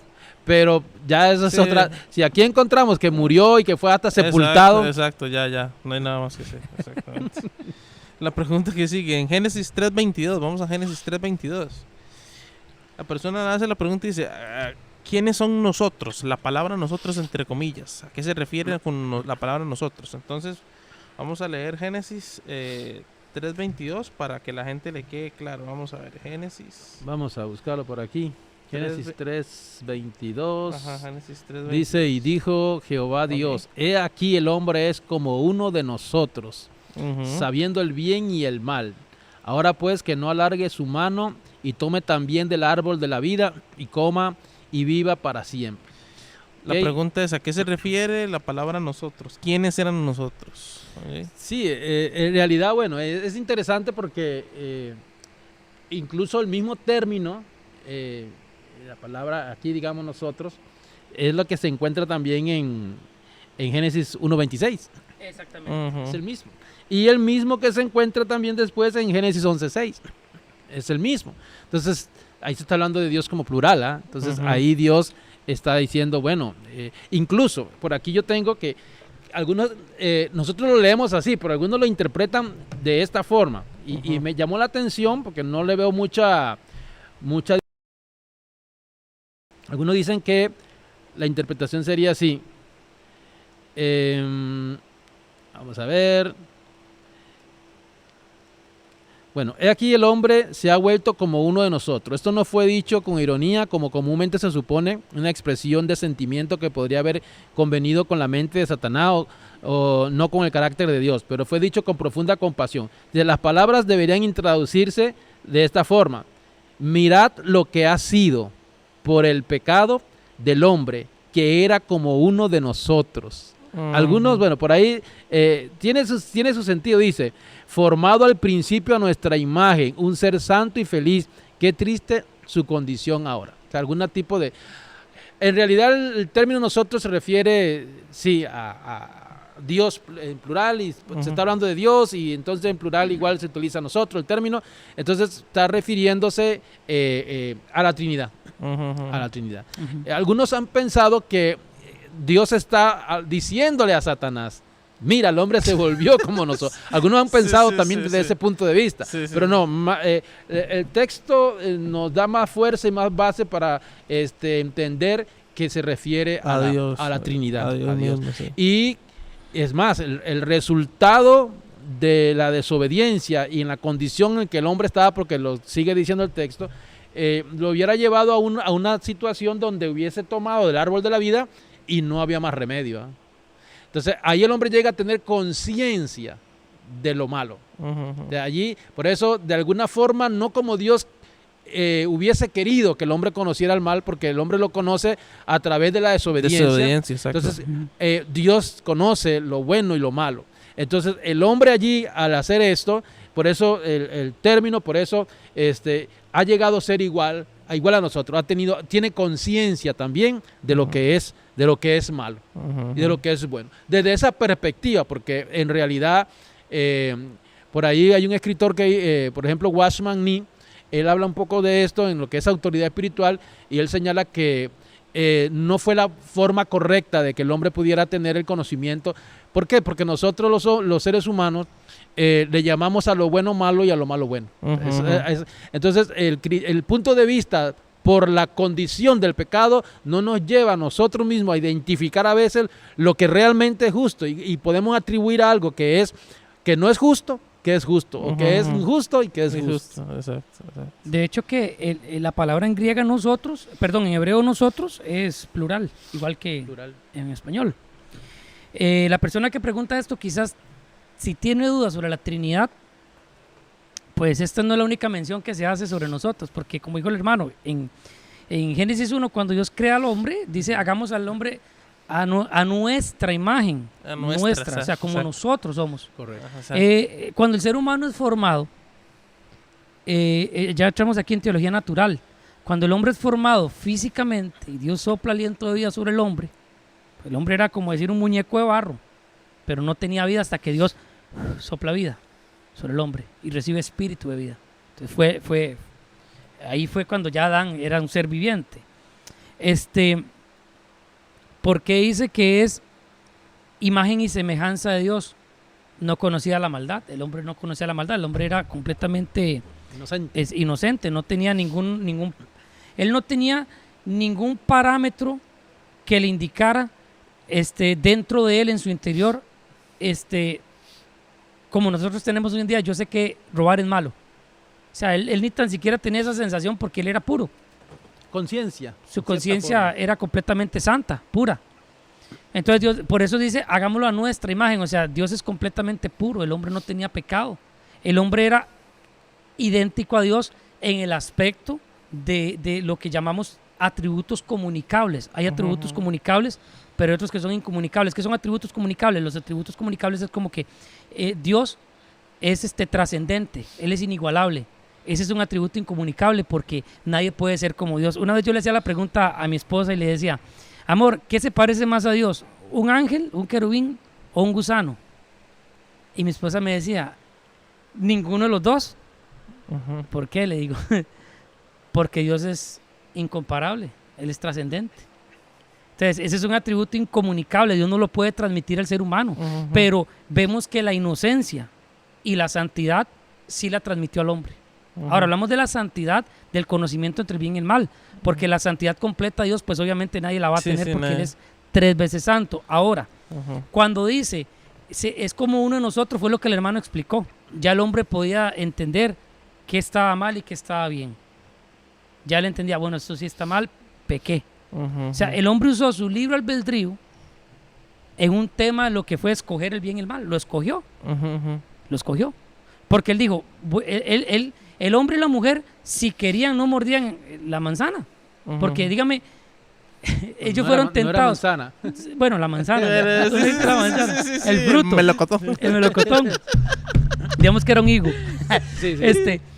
Ya, y ellos, la tentación como la tenemos nosotros hoy en día, con esa fuerza y intensidad después de la depravación del hombre, de la caída de Adán, porque en Romanos 3:22 dice que por cuanto todos pecamos en Adán, según el apóstol Pablo, estamos destituidos de la gloria de Dios. Unos versículos antes dice que no hay nadie justo, no hay quien busque a Dios, todos nos hicimos rebeldes a una sola, nos sublevamos contra Dios. Entonces, el hombre podía decir, no quiero el árbol, y la mujer también, pero cometieron el pecado. Entonces, ahí ya no solamente ellos podían entender lo que era solamente lo bueno, sino que ya experimentaron la maldad, y eso se heredó a todo ser humano. Le gusta, usted puede ser griego, puede ser romano, puede ser judío, puede ser chino, pero todos heredamos ese pecado, y por eso el único remedio es la cruz de Cristo. Aprovecho para decir eso. Pero tenemos que entender que el hombre ya entendió lo que estaba mal y lo que estaba bien. Ahora, no sé si es que la persona tiene dudas con el asunto de la Trinidad, pero no solamente ese texto habla de nosotros. Vea lo que dice Isaías capítulo 6, versículo 8. Dice el Señor, después oí la voz del Señor que decía, dice Isaías, cuando vio aquel ser 3 veces santo, los serafines que volaban por encima de él y con 2 alas se tapaban los ojos, con 2 volaban y con 2 se tapaban los pies y decían, santo, santo, santo, Jehová de los ejércitos, la tierra está llena de su gloria.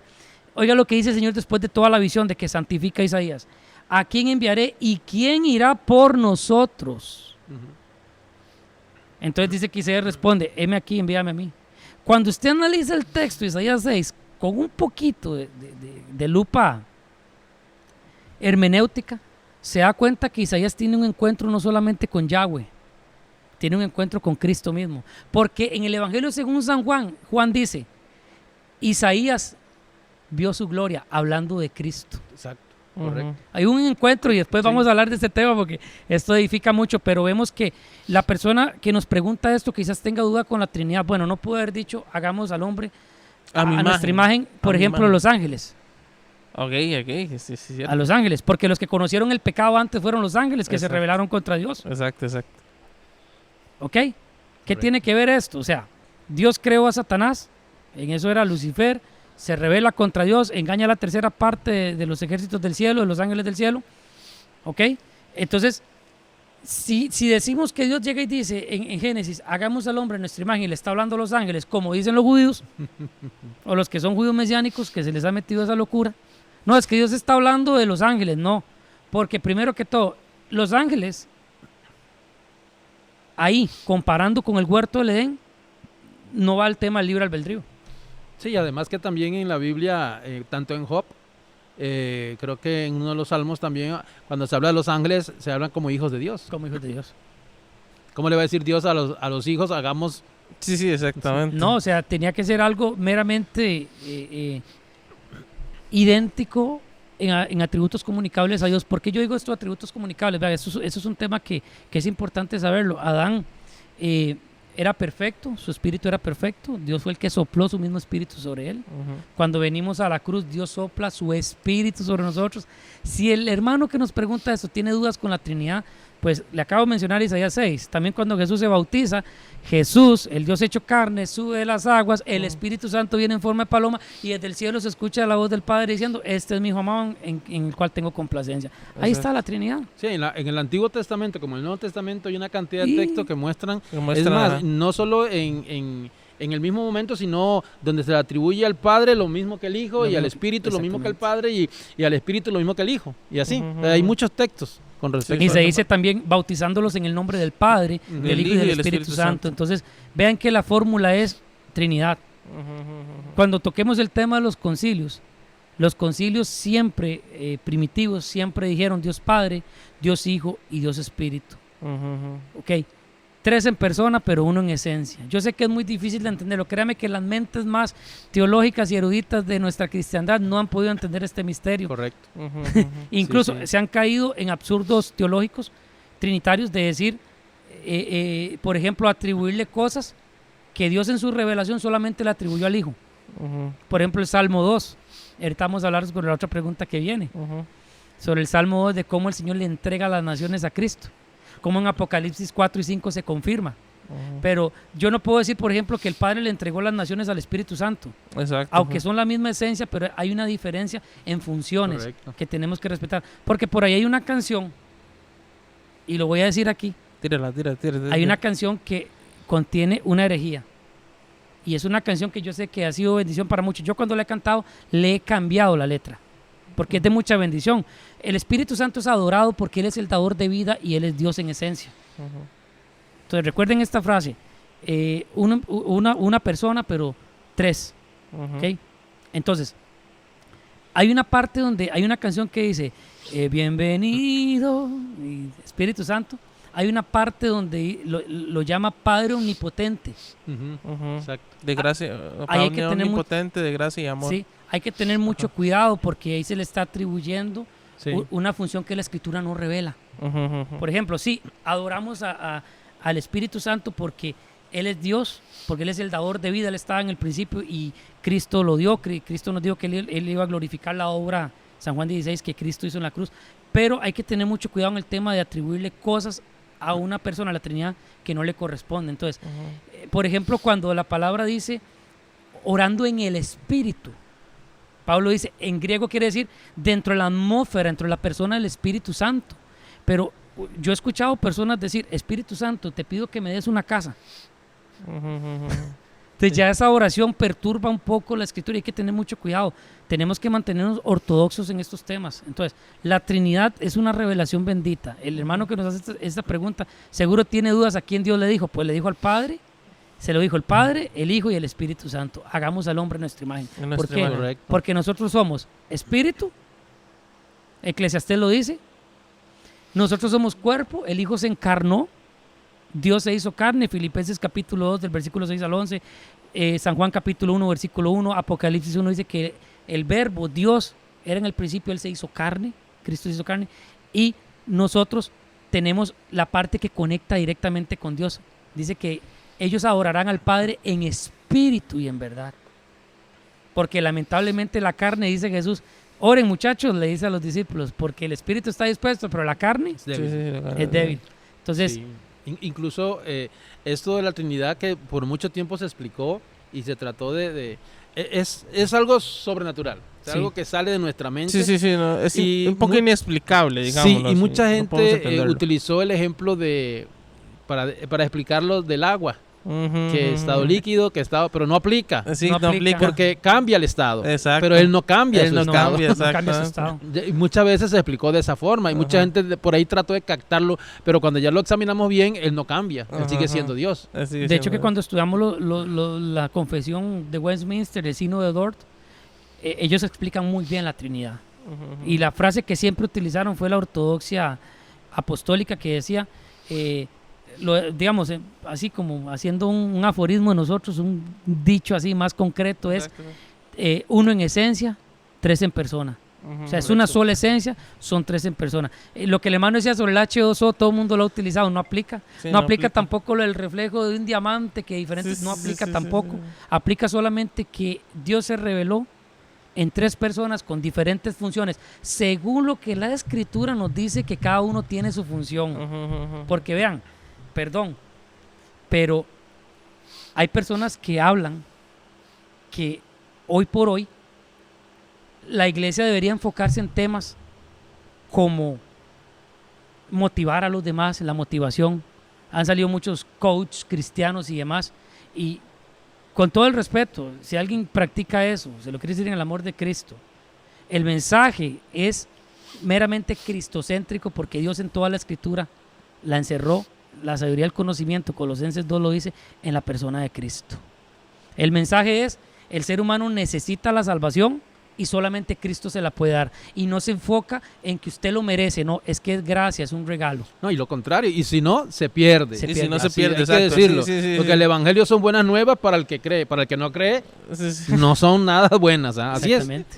Pero lo que pasa es que con la motivación es así. Exacto. El motivador te va a decir lo que tú quieres escuchar, lo que te va a agradar, Ajá. lo que te va a servir, pero el predicador te va a decir Sí. los dos lados de la moneda. Cuando uno lee Proverbios nos trata de necios, imprudentes, insensatos. Y igual decirle eso a una persona hoy que crea que es todo lo puedes, piénsalo, decláralo y lo vas a hacer. No, él dice arrepiéntete y confía en el Señor, porque dice que los que confían en el Señor son como las águilas. Dice también que el varón que medita en la ley del Señor deja la insensatez, deja la necedad. Entonces ya no se trata de que el tema sea, no, es que Cristo se hizo carne, se encarnó, cumplió la escritura, el logo se hizo carne, el verbo se hizo carne, la palabra se hizo carne, para que yo tenga una vida siempre feliz y nunca me enferme y siempre sea próspero. No, no. Y eso está dentro precisamente de lo que se hablaba, lo que comentábamos antes fuera del podcast sobre la parte esta de la teología liberal, ¿ah? Exacto. Que también hay un movimiento que se llama el dominionismo. Uy. El dominionismo Wow, es el sí, que le ordena al Espíritu Santo, le ordena, no le ruega.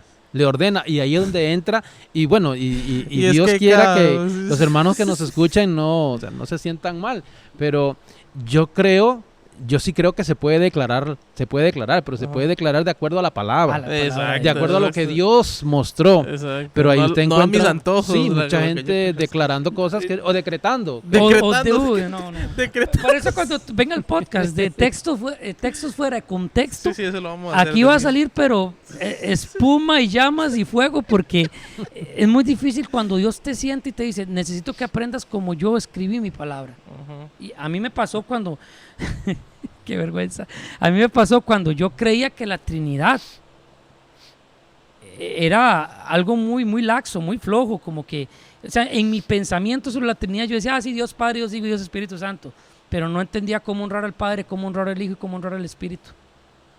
Y cuando Dios comenzó a hablarme sobre su esencia, sus atributos, y cuando Jesucristo comenzó a revelarse a mi vida como el Hijo de Dios hecho carne, como mi único mediador, como mi Dios, porque Tomás le dice mi Dios y Señor, el Espíritu Santo, que cuando yo comencé a estudiar mucho la Escritura, de hace 3 años para acá, yo el Espíritu Santo como lo puse a un lado, como que mi Espíritu, y no me di cuenta que yo podía hablar con Él, que yo podía decir, el Espíritu Santo, en este momento me siento deprimido, pero yo necesito que tú me lleves al Hijo y que tú clames por mí, como dice Romanos capítulo 8.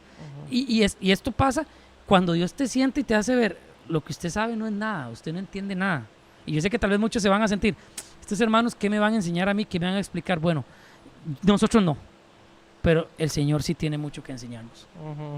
Correcto, Excelente. correcto. No, nosotros estamos aprendiendo. Aprendiendo, Estamos sí, sí, claro. O sea, en realidad, yo estoy sincero, o sea, yo no puedo decir que tenga un 15%, 20% de todo el conocimiento. No, o sea, me falta mucho. Muchísimas exacto, cosas. exacto. Y estos podcasts más bien son de edificación para mí también. Excelente. Para Yo escuché algunas el cosas pasado que ya había y- estudiado. Sí, sí, Algunas sí, cosas que ya había estudiado, que antes había visto, que ahora nuevamente veo, que hay cosas que se actualizan. Y hay que estar, exacto, hay que estar estudiando, hay que estar refrescando, hay que estar porque actualizando. porque el Salmo 1 dice, y medita en su ley de día y de noche. Correcto.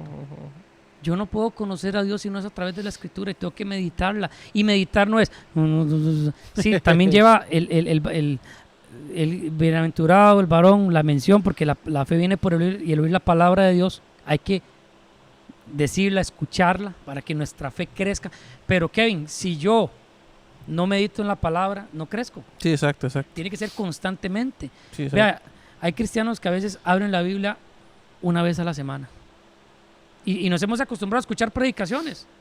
Y por eso surgen tantas preguntas que si yo leyera la Biblia, el Espíritu Santo me guía a la respuesta constante. ¿Por qué? Porque el que medita en su ley será como un árbol plantado junto a corrientes de agua que da su fruto en su tiempo. ¿Y cuál es el fruto? Que yo conozca al Señor, que yo crezca en conocimiento. Correcto. Excelente. Así es. Bueno, vamos con la última pregunta ya para... Llevamos para ir como 2 horas. finalizando. Sí. ¿Cuánto llevamos? Hora y 15. Ya, cerremos con esta. Ya es Sí, corta. sí. Esta pregunta es un poquito más generalizada, ¿verdad? No es tanto de la escritura y dice, El Estado y la religión han estado juntos durante mucho tiempo en la historia, que es cierto, ¿verdad? Han estado muy unidos durante mucho tiempo. Incluso lo que hablaba ahora. Exacto, de lo que hablábamos ahora. Fue Constantino el que, exacto. Algunos dicen que fue realmente una estrategia, que él nunca se convirtió. Sí. Algunos señalan eso. Bueno, podría ser, sí. Bueno. Sí. ¿Creen que sería bueno separarlos? O sea, estamos hablando de la iglesia y el Estado, para hacer un Estado aconfesional. Sí, la pregunta lleva primero a definir algunas cositas. Sí, Pienso que es bueno definir, o incluso también como comentábamos con respecto a esto. El Imperio Romano persiguió mucho a los cristianos, muchísimo. Está en la historia. En la historia, sí, demasiado. Y precisamente este emperador, Constantino, en los años 300 y resto, por allí, él,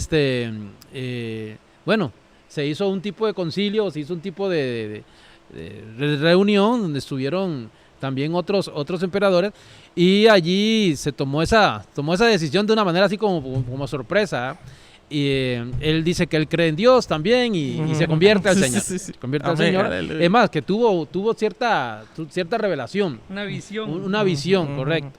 Entonces a partir de ahí se detiene esta persecución que tenía, y ahí es donde nace esa unión entre la religión de ese momento, de esa época. Podríamos decir que luego ya se posicionó la religión católica como esto, y de ahí surge todo esto. Pero una cosa es el Estado aconfesional y otra cosa es el Estado laico. Totalmente, o sea, son muy parecidos, pero hay algunas cosas que podemos ir definiéndolo rápidamente. Sí, correcto. Es que el Estado laico prácticamente lo que define, lo que el Estado laico dice es que es una separación total de la religión, donde no hay, es absoluto, o sea, donde no existe ningún tipo de compromiso. Eso es el Estado laico. Y el Estado aconfesional prácticamente es muy parecido, pero donde sí puede existir, no es absoluto, cierta cooperación, colaboración, cierta ayuda. O sea, es un poquito correcto. Entonces, prácticamente la diferencia está basada en eso. Uno es muy absoluto. No queremos nada. El gobierno no se va a identificar absolutamente con nadie, con ninguna religión, nada. En la confesional igual, en cierta manera, nosotros no practicamos ningún tipo de religión, no se puede meter la religión en el gobierno, pero estamos abiertos a colaborar, a ayudar. Ahora, el punto aquí es, ya hoy en día hay muchos países que ya tienen, el Estado laico y algunos a confesional, ya hay muchos países. Incluso creo que leía por ahí que del año 1906 Ecuador. Imagínate, de hace tanto tiempo. La parte de la pregunta sería, ¿cuánto conviene? Bueno, yo creo que uno le hace esta pregunta a católicos, ellos sí se van a sentir un poquito tal vez afectados, porque ¿a quién es que ha favorecido más los gobiernos? A la Iglesia Católica. Ha sido a ellos. No significa que han habido algunos gobiernos que han extendido su mano y han colaborado, o políticos en diferentes zonas que han ayudado, sí, a la iglesia evangélica. La iglesia ha existido, y tal vez no solo evangélica, muchos otros grupos, pero yo considero que a confesional no lo siento tan radical, no lo siento tan radical. Lo que pasa es que esto trae otras cosas que pueden afectar, porque hoy en día se enseña y todavía se mantiene en las escuelas, y eso es lo que es la materia de religión, que de alguna manera muchos de nosotros empezamos a tener alguna idea y algún conocimiento, aunque de manera equivocada, sobre Dios, pero fue por allí, prácticamente. En mi caso, cuando yo me acuerdo que estuve en primer grado, yo tenía una maestra que era religiosa, pero religiosa de esas bien religiosas. Una monja. Sí. Entonces ella nos enseñaba mucho del catolicismo, nos habló, ella me regaló una estatuita, una imagen, ella me enseñó a rezar. Entonces, estuvo mal, uno dice, de cierta forma, porque no estaba en lo correcto. Lo que pasa es que cuando ya se hace un Estado laico o confesional, prácticamente ya ese compromiso no hay, ya se pierde lo que es, y más bien se puede adoctrinar, pero ya en otro sentido. Entonces, tiene, yo diría, sus pros y sus contras. Hay desventaja. Por eso es que creo que aquí en Costa Rica ya se estuvo discutiendo en una ocasión sobre esto, y que todo apunta que probablemente, pero más que todo laico. Buscan la idea de un Estado laico, y esto puede traer, sí, algunas repercusiones un poco negativas para las nuevas generaciones también, porque se va a perder un poco, porque hoy en día incluso entiendo que en algunas escuelas o algunos lugares donde se habla de religión, no se habla de religión específicamente de la religión del Estado, sino que se trata de hablar de Dios, se trata de enseñar algunas cosas de la Biblia, pero sin como irse a un extremo. Exacto, Entonces, de alguna manera tiene cierto valor el que el Estado sea laico o aconfesional. Esto ya le va a restar por ahí. Pueden haber hasta otras cosas posiblemente que puedan también afectar. Pero desde mi punto de vista es eso. O sea, yo veo que puede haber ventajas como pueden haber desventajas. Okay. Bueno, ¿Qué piensas, Emma?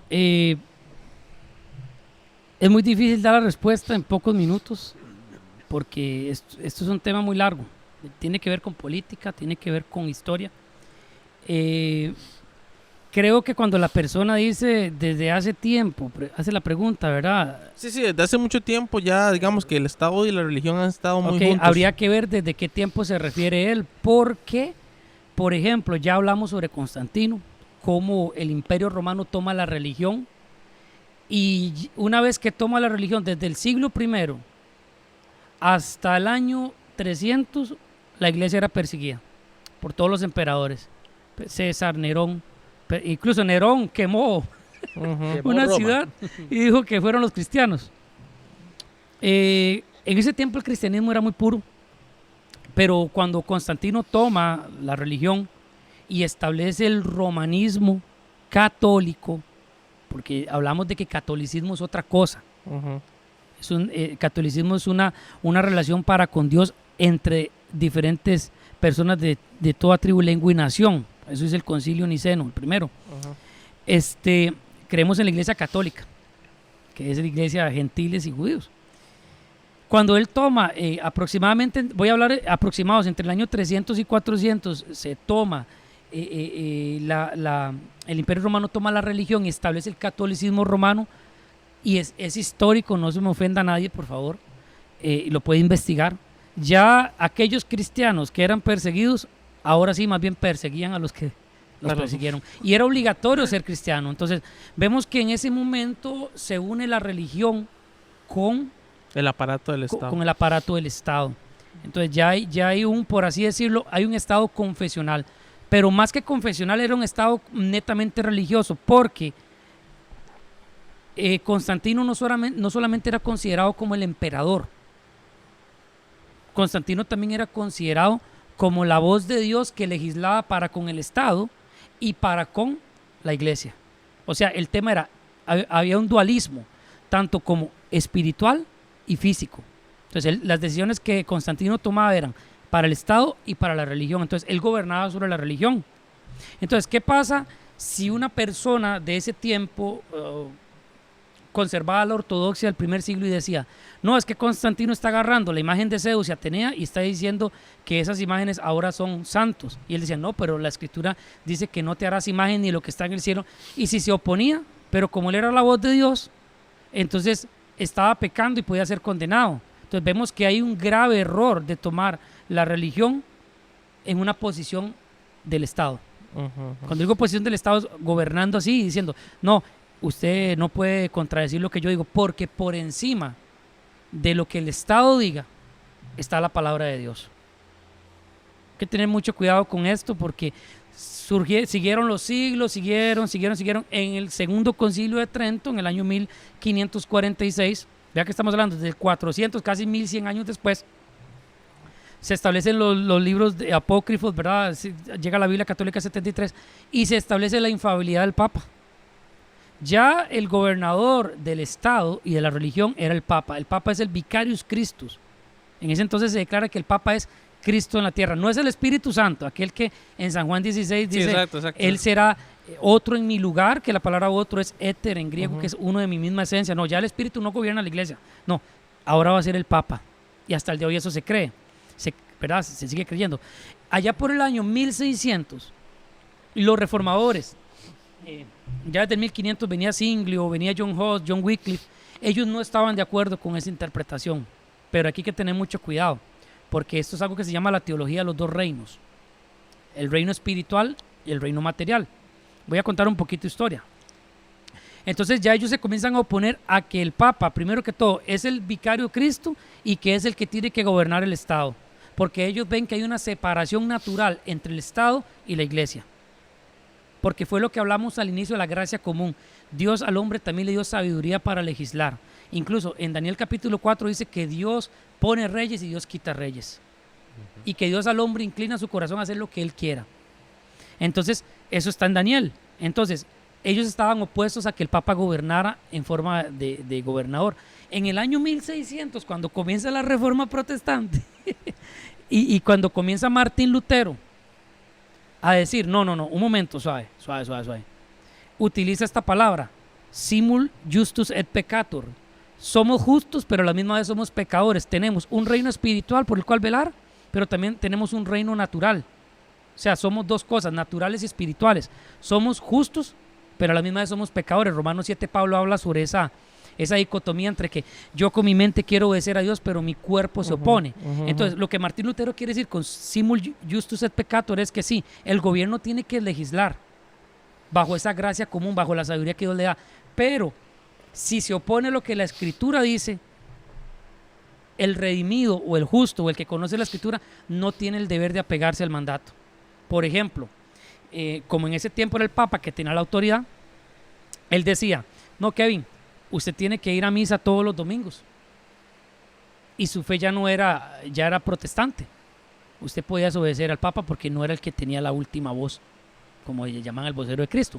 Ahora, cuando pasamos por la etapa de 1600, 1700 y salen los puritanos, entre los puritanos hubo mucha discrepancia en este tema de la religión y el Estado. Vean cómo viene la cadena. Ya Lutero comenzó a romper esa cadena y ellos ya comenzaron a desobedecer al Estado que estaba en las manos del Papa. Estamos hablando de Alemania. Cuando Lutero pega en la catedral de Gutenberg, pega las 95 tesis, pues ahí entre eso va todo eso de que el Papa no es el vicario Cristo. No, que él no es el que gobierna el Estado tampoco. No.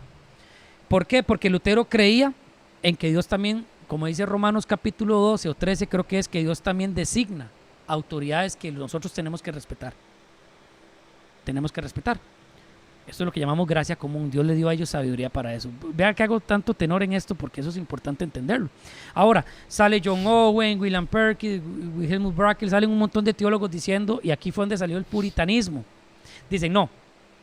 Unos tenían un criterio que decían, los puritanos que decían, no, sí, la religión y el Estado tienen que ir juntos. De ahí salió la iglesia presbiteriana, el evangelicalismo y también lo que llamamos la iglesia anglicana, que el rey era la representación de Dios sobre la iglesia y tenía que tomar decisiones, aún en el reino natural y el reino espiritual.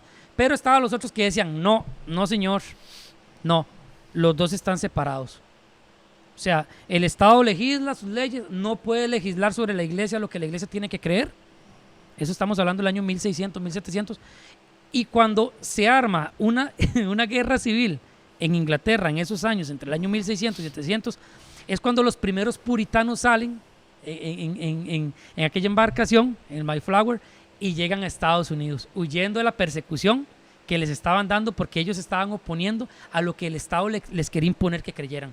Y llegaron a Estados Unidos, fundaron las colonias allá y utilizaron la Biblia. Ya ellos fundaron un Estado más confesional. Esta historia, esto es necesario saberlo porque lo que pasa en Estados Unidos, si Estados Unidos estornuda, todo el mundo se resfría. Exacto. Entonces, esto comenzó a influenciar que todos los estados comenzaran a ser confesionales. Pero, como ya venían las circunciones desde España, que era el catolicismo, a Latinoamérica, siempre fue la Iglesia Católica dominando el Estado. Llegó un momento en que la gente entendió que esto no estaba bien. Y fue a través de la Reforma Protestante. En el tiempo de los puritanos existieron los anabaptistas, que son los cuáqueros, los que llaman los famosos, que usan barba, así un sombrero. Sí. ¿Cómo se llaman? En Estados Unidos hay muchos. ¿Menonitas? Los menonitas. Los menonitas, que son los cuáqueros, los anabaptistas. Ellos decían, no, ellos llegaron a otro extremo. Usted no se puede relacionar con nada que sea este mundo. Entonces hicieron como una secta. Que todavía hoy. Todavía hoy Y hay existen muchas creencias muchos con esa así. influencia anabaptista. Y dentro de la iglesia evangélica Aquí también. aquí hay en Costa Sí. Rica. Ajá. La otra vez entrevistaron sí, un grupo. sí, aquí hay un grupo, Salió un cierto. grupo que entrevistaron. Guanacaste, Monteverde. unos aquí Sí. en Monteverde, exacto. Porque Monteverde el está. anabaptismo te enseña que usted no se tiene que involucrar con la política. Pero bueno, ¿por qué digo todo esto? Llegando ya a Latinoamérica. Pasó la historia, vino el catolicismo romano, vino la época de la Ilustración, ya se comenzó la gente a rebelar en el siglo XIX. No, ¿qué es eso? Comenzó a venir la razón, la ilustración del hombre. No, aquí el asunto es, salió Voltaire y Voltaire decía sus cosas y Rousseau y Montesquieu decían, no, es que nada que Estado y religión, eso ha sido una aberración.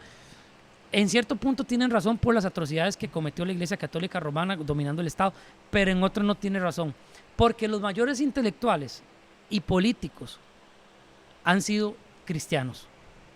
O sea, que le han entregado a la política los buenos principios y valores. Un Estado ateísta es un Estado comunista que hace lo que le da la gana y el pueblo no puede decir nada. Es lo mismo que hizo Constantino y que hizo la religión católica, pero desde una perspectiva meramente humana. No, pero el que está arriba hace lo que le da la gana y siempre terminan siendo adorados, como en Corea del Norte, como a Chávez y a Maduro, que casi la gente comunista los adora. Entonces, ¿por qué digo todo esto? Llegamos hasta el siglo de hoy. Esto es una historia breve, hasta Costa Rica. Tenemos un movimiento que quiere que el Estado siga afiliado a una confesión. De hecho, que Costa Rica, según la Constitución Política, es un Estado católico romano, pero no prohíbe otro culto que no vaya en contra de nuestros buenos principios y valores. Entonces, nosotros somos confesionales católicos romanos, pero nosotros no hacemos lo que la Iglesia Católica Romana nos dice. Las iglesias protestantes tienen su credo, tienen su forma de operar. Ahora, ¿por qué es importante esto? Porque también se ha levantado un movimiento meramente evangélico que es: llevemos diputados a la asamblea, llevemos un presidente cristiano. Y yo le voy a decir mi percepción personal, muy, muy personal, y espero no herir a nadie. Yo no estoy de acuerdo. Porque eso con el movimiento, digamos, de que vamos todos a llevar a gente a lugares de poder, digamos, a nivel cristiano. Es que estamos haciendo como un mesianismo político. Si un cristiano gobierna, el país va a cambiar. Y estamos terminando como lo que está terminando Estados Unidos, que fue fundado por los puritanos bajo principios de la Constitución Política, eran principios bíblicos. Y ya, y vean ustedes cuántas cosas hacen los que profesan ser cristianos, como Donald Trump. Donald Trump no es 100% una paloma, pero mucha gente lo hace un mesías, y que si Donald Trump es presidente, que Estados Unidos cambia. En Costa Rica ha pasado eso con ciertas personas, que si fulano llega al poder, Costa Rica va a cambiar. Bueno, yo le voy a ser muy sincero, Dios a cada uno le dio su inteligencia y sabiduría. Kevin, si usted es zapatero, usted no se puede meter a ser biólogo. Exacto. Yo puedo ser cristiano, pero no porque yo sea cristiano quiere decir que yo soy político. Y no porque sea cristiano quiere decir que usted va a ser no solo político, sino un buen político. Un buen político. El cristiano que se quiera meter en la política tiene que estudiar y tiene que prepararse para ser un buen político. Y desde ahí ser como José y ser como Daniel, que ellos no llegaron al reino, al imperio arriba, a imponer lo que ellos querían, sino que ellos fueron testimonio y sus obras hablan por ellos. Hebreos 11 lo dice. Entonces, para finalizar, el que el Estado sea confesional, laico o lo que sea, en el siglo XXI, ser Estado laico o confesional es una estrategia de mucha gente para querer separar todo lo que son incluso principios buenos y meter muchas ideologías. Por otro lado, estamos con el extremo de los cristianos que creen que si es un mesías evangélico que va a llegar, el país va a cambiar. No, yo creo que tiene que haber un equilibrio. Y es que ahí mismo se pierde, o sea, la gente pierde realmente el conocimiento de la palabra. Correcto. Cuando se va a ese extremo, porque vea, por ejemplo, si Dios te llamó a pastorear, eres pastor y Dios te llamó a pastorear, y luego te metes en política, se equivocó Dios. Exacto. No, Dios te llamó a pastorear. Y eso ha sido, y precisamente eso ha sido, ¿cuáles son los resultados de que suceda eso? Pero si Dios te llamó a pastorear o Dios te llamó y ahora te quiere meter en política, todo te va a salir mal. ¿Por qué? Porque es que Dios no te llamó a eso. Y la gente hoy pueden culpar y pueden decir... No, y vea usted los diputados que acaban de salir, que fulana se robó más de 6 millones, que está incapacitada, y la gasolina, y el otro usó esa misma gasolina que iba para presidente. Y vea usted cómo es malo mesianizar a las personas porque son cristianas, porque ellos son falibles. Y si pecan, ¿a quién ahora están criticando? Los pastores son unos ladrones, los pastores se roban el diezmo. Eso es lo que aprendieron en la iglesia evangélica. Exacto. Entonces, no podemos mesianizar a nadie. ¿Por qué cuento todo esto? Porque hay aportes buenos de un estado confesional y aportes malos. La historia lo confirma. Entonces yo siento que tiene que haber un equilibrio. Entonces, si la persona pregunta, ¿es hora de separarlo? Bueno, esté separado o no esté separado, Dios sigue gobernando. Salmo 2 dice que Cristo gobierna las naciones. Lo vemos ahorita en la iglesia que está predicando el evangelio, en los cristianos que se están convirtiendo, la gente que está viendo la fe. Algún día lo veremos visible. Apocalipsis 11 dice que ya les será entregado todos los reinos en la mano, así físicamente hablando.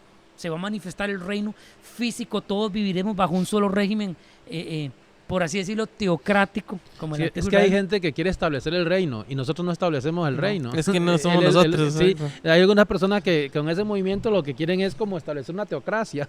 Ahora, yo le soy sincero, y no quiero satanizar y que la gente diga, es que los hermanos dijeron que entonces los cristianos no se metan en política. No, si usted se quiere meter en política, lleve muy bien arraigados sus principios, pero prepárese. Prepárese. Es que sí, exacto. Y como le decían ustedes, si usted está en otra cosa, a lo que Dios lo mandó. Sí, exacto. Dios te llamó específicamente en una vocación, en la iglesia, a servir, en un ministerio, en algo. Sigue ahí. No es que Dios cambió de opinión y ahora quiere que yo me meta. Incluso a Charles Spurgeon, la reina que gobernaba en el tiempo de él, un día llegó y le ofreció un alto mando en su corte. Y le dijo, Spurgeon, porque ellos iban a escuchar a Spurgeon a predicar al tabernáculo metropolitano de Londres. Spurgeon tenía una facilidad de palabra que le predicaba al campesino, pero también al que era culto. Y entonces dice que la reina le dijo, yo quiero que usted venga a la corte, usted me ayude que me aconseje. Y dice que Spurgeon le dijo, mi señora reina, muchas gracias, es un honor que usted me tome en cuenta, pero sería yo muy tonto si dejara un cargo tan grande que Dios me ha designado por algo que es temporal en este mundo. Es un golpe eso que le diste. Es un golpe fuerte a los que... Igual, si deseas... Si no tienes si Dios no te ha llamado todavía a una vocación, o sea, está bien, vienes a la iglesia, te congrega y quieres hacerlo en política, lo puedes hacer. Exacto. Pero eso sí, cuando estés ahí, recuerda, no te dejes llevar por todas las cosas, porque muchos que llegaron ahí con buenas intenciones terminaron prácticamente y como avergonzándonos. Exactamente, y como decimos ahorita, prepárese. Usted no puede llegar como diputados, entre comillas, digo entre comillas cristianos porque la Biblia dice que el árbol se conoce por sus frutos. Hubieron barbaridades que hicieron en este gobierno pasado, barbaries. Correcto. Que deshonran el evangelio, que no testifican de un cristiano de verdad. Entonces yo tengo que prepararme, número uno, mi corazón, saber quién soy en Dios. Yo no tengo que andar diciendo a la gente que soy cristiano, mis frutos evidencian que soy cristiano, y prepararme académicamente. Por lo menos estudiar derecho, estudiar geopolítica, ciencias políticas. Algo, pero usted sabe lo que es que yo sea, yo no menosprecio a nadie, pero yo soy músico y me van a llevar a mí, alguien me ofreció una asesoría en el gobierno, no sé qué, y ayúdeme en esto la política, y yo lo ayudo, y yo, pero ¿qué voy a ir a asesorar si yo no sé ni papa? Exacto. O sea, perdóneme el aforismo tantico, que yo no sé ni papa, ¿qué le voy a decir? Yo de leyes, por favor, o sea, no, o sea, ubíquese donde tiene que estar y sobre todo, honre a Dios. No estamos diciendo que sea satánico, no, pero prepárese, honre a Dios. Y si el Estado es confesional o no es confesional y es aquí, es allá, Dios sigue gobernando y le duela a quien le duela, seguirá gobernando. Y si vea, por ejemplo, este presidente que tenemos ahorita va a ser un buen gobierno, yo voté por él, porque hemos también hecho esa cosa tan satánica entre el cuerpo de Cristo de que, no, es que usted está en pecado porque usted no votó por fulano. Por el amor al Señor, hermano, no nos mordamos. Cada quien vota según su criterio. Y también importante que sea que el Estado sea confesional, laico, lo que sea, vea, la escritura se va a tener que cumplir. Exacto, siempre. Habrá persecución. Sí, puede que haya una persecución antes de la tribulación, puede que la hemos estado viviendo, habrá persecución, sea la posición en la que esté el Estado, con las iglesias va a haber persecución, tendrá que cumplirse. Alguien dirá que el hermano es tan pesimista, no, es que la Biblia nos muestra. Yo sonaré masoquista, pero cuando yo leo la historia de la iglesia, cuando hubo persecución, la iglesia fue más llena del fuego de Dios, y más entregada al Señor, y más de oración, y creció. Exacto. Hoy en día estamos tan cómodos que estamos estancados. Pues si lo que nos tiene que despertar no es un avivamiento espontáneo del Espíritu Santo y una persecución, pues bendito sea que se venga, porque estamos muy cómodos. Correcto. Okay. Es que siempre solo se enfocó, como decíamos al principio, el mensaje como el del libro, el título, Dios Exacto. tiene un plan maravilloso para tu vida. Maravilloso para tu Pero vida. y la portada esa que están apedreando a un cristiano. Exactamente. Bueno, excelente. Excelente podcast, de verdad. A mí me ha llenado mucho. Espero que a las personas que hicieron estas preguntas les haya quedado un poquito más claro todo. Estamos aquí, obviamente, para ayudarles.